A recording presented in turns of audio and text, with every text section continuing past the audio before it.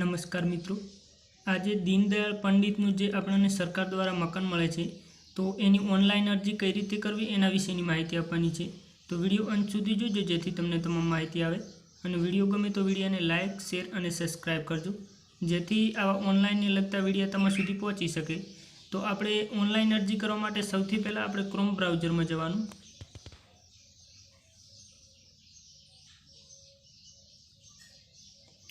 आ रीते Chrome browser open थाय एटले आपणे सर्चनी अंदर हवे टाइप करवानुं छे ई समाज कल्याण। आ रीते ई समाज कल्याण टाइप करी अने सर्च करवानुं छे। ई समाज कल्याण टाइप करी अने सर्च करशो एटले एनी जे ऑफिशियल वेबसाइट छे ए पहेला नंबरमां बतावशे। तो आपणे एना उपर क्लिक करवानुं।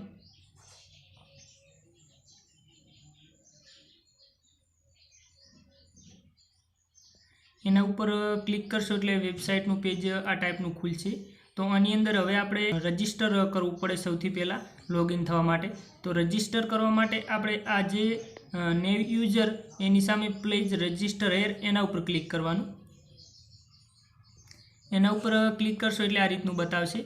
तो आनी अंदर आ फूल नेमनी अंदर हवे आपणे आमां जे आधार कार्डमां नाम होय ए ज रीते एंटर करवानुं रहेशे अने एनी नीचे आपणे जेंडर सिलेक्ट करवानुं रहेशे, मेल के फीमेल।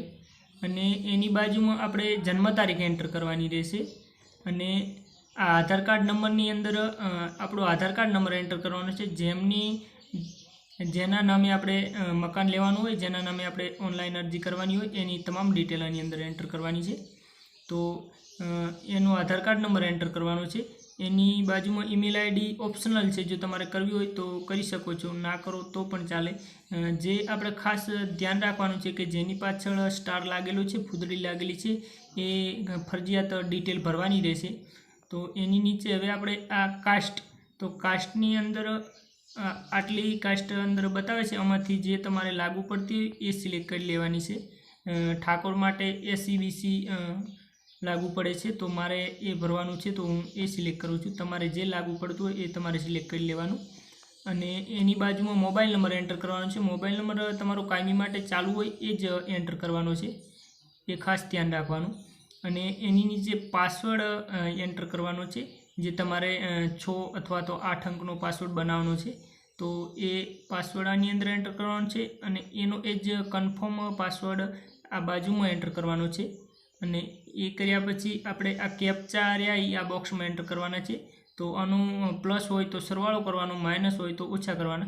तो आपणे 6 + 8 एटले 14 थाय। तो आपणे आनी अंदर 14 लखी अने आ रजिस्टर उपर क्लिक करवानुं।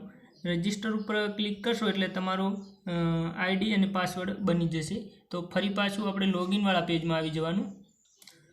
तो आ पेजनी अंदर हवे आपणे जे तमे आपणे रजिस्टर कर्युं एनुं जे मेसेज द्वारा यूजर आईडी अने पासवर्ड बंने मळी जशे। तो हवे आपणे आ यूजर आईडीनी अंदर यूजर आईडी एंटर करवानी अने पासवर्डनी अंदर पासवर्ड एंटर करवानो। आ रीते यूजर आईडी अने पासवर्ड एंटर करी अने केप्चा बाजुमां एंटर करवाना। तो 6 + 5 एटले 11 थाय। तो आपणे आनी अंदर 11 एंटर करीशुं अने आ लॉगिन उपर क्लिक करशुं। लॉगिन उपर क्लिक करशो एटले आ रीते आपणे लॉगिन थई जशुं। हवे आनी अंदर घणी बधी जे स्कीम चाली रही छे जे आपणे लाभ मळी शके छे। जे कुंवरबाईनुं मामेरुं छे, पछी मानव गरिमा योजना जे आपणे साधननी सहाय मळे छे। तो आपणे हाल जे मकान माटेनी ऑनलाइन अरजी करवा माटे माहिती आपवानी छे। तो एना माटे आपणे पंडित दीनदयाळ उपाध्याय आवास योजना एना उपर क्लिक करवानुं। एना उपर क्लिक करशो एटले आ रीतनुं बतावशे। तो आ माहिती वाँची लेवानी। आमां जे आपणे 1,20,000 सहाय मळे छे अने आ रीतनुं बधुं होय छे अने अंदर कया कया डॉक्युमेंट होय छे ए तमाम बतावशे। अने पछी आपणे ओके उपर क्लिक करवानुं। ओके उपर क्लिक करशो एटले आ रीतनुं बतावशे। तो प्रथम हप्ता माटे अरजी करवा माटे आपणे आना उपर क्लिक करवानुं। एना उपर क्लिक करशो एटले आमां आ रीते ए अरजी ओपन थई जशे, जे फॉर्म भरवानुं रहेशे आपणे। तो हवे आपणे एने नीचे स्क्रोल करीए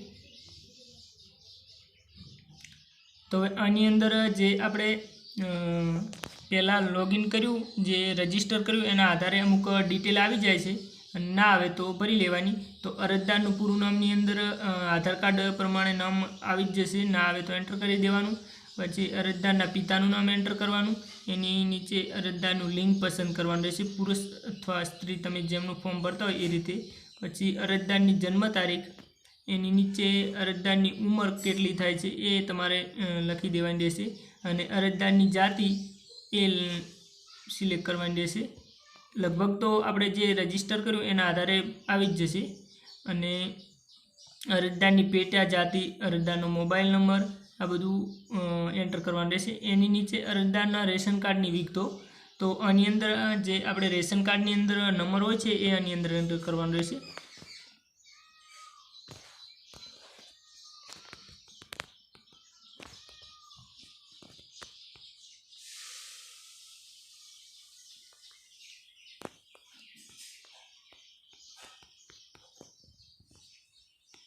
આ રીતે રેશન કાર્ડ નંબર એન્ટર કરવાનો.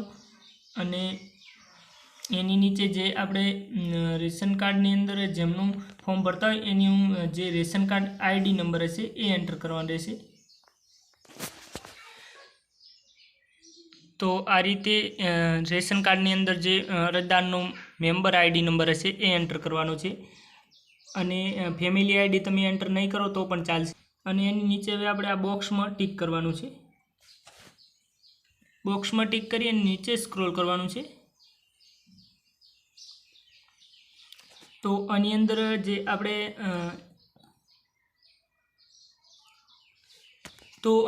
જે આપણે રજિસ્ટર કર્યું એના આધારે અરજદારનું સરનામું આવી જશે. અને જો મિત્રો ના આવે તો તમારે સિલેક્ટ કરી લેવાનું રહેશે અને એની નીચે સ્ક્રોલ કરવાનું.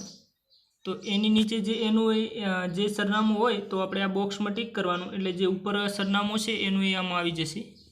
આ તમામ ડિટેલ એન્ટર કરી અને એક વખત તમારે સરખી રીતે ચેક કરી અને પછી આ સેવ એન્ડ નેક્સ્ટ ઉપર ક્લિક કરવાનું. તો મિત્રો સબમિટ ઉપર ક્લિક કરશો એટલે તમે બીજા સ્ટોપમાં આવી જશો, જેની અંદર અરજીની વિગતો એન્ટર કરવાની થશે. તો એની અંદર જે વિગતો એન્ટર કરવાની થાય અરજીની એ તમારે એન્ટર કરી અને એના પછી નેક્સ્ટ કરવાનું છે. તો એના પછી તમે નેક્સ્ટ કરશો એટલે ડોક્યુમેન્ટ અપલોડ કરવાના થશે.